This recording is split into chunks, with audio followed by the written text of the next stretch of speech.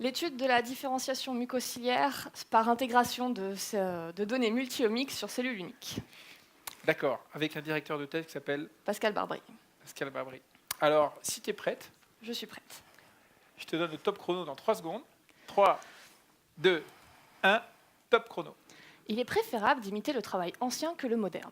Selon vous, quel message Léonard de Vinci a voulu transmettre par cette phrase? Une idée réfractaire au progrès scientifique? Sûrement pas. Ce serait contradictoire venant d'un personnage connu pour être un précurseur. Alors selon moi, cette phrase est un conseil.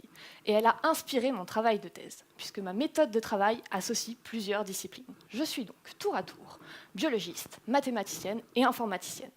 Un peu donc comme Léonard de Vinci, ce pionnier des sciences qui fut à la fois peintre, architecte, inventeur, et j'en passe. Seulement dans mon cas, mes codex portent sur l'étude de notre système respiratoire, et plus particulièrement l'épithélium respiratoire, c'est-à-dire la tapisserie de cellules qui recouvrent les cavités du nez, du pharynx et de la trachée. Et surtout, c'est la première barrière de défense contre toutes les petites choses indésirables que l'on respire, comme les polluants ou les bactéries. Et pour être efficace, cette barrière est composée de 3 grands types de cellules. Les cellules basales, pour la structure, les cellules à mucus, qui piègent les éléments indésirables, comme du papier à mouche, et les cellules ciliées, équipées de nombreux cils capables de battre à l'unisson afin de nettoyer le mucus et d'éviter la stagnation d'éléments nocifs dans nos voies respiratoires. Seulement, à l'image des plus belles tapisseries de la Renaissance, notre épithélium respiratoire est fragile et subit des agressions qui l'endommagent, ce qui nécessite sa restauration.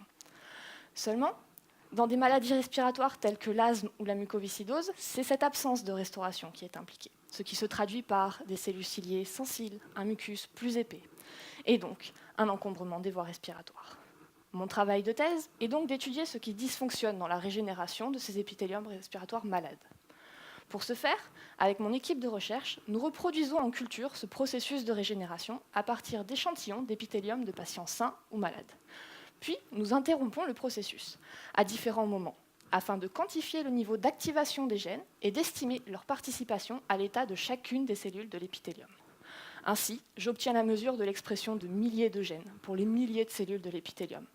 Mais c'est encore un peu brouillon, comme une esquisse, auquel il faut rajouter couleur et technique pour en faire une œuvre de maître.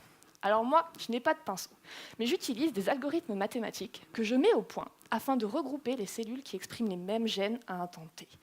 Ainsi, j'ai pu retrouver des types cellulaires connus, mais surtout, j'ai pu en identifier de nouveaux.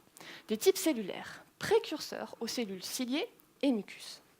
Et je me suis aperçu que ce sont ces cellules en particulier, ces précurseurs, qui sont déterminants à la régénération de l'épithélium respiratoire. Donc, pour mes 2 prochaines années de thèse, mon objectif est de poursuivre la caractérisation de ces cellules et de leur rôle dans la régénération de l'épithélium. Ainsi, je pourrai reprendre mon souffle. Merci. Merci.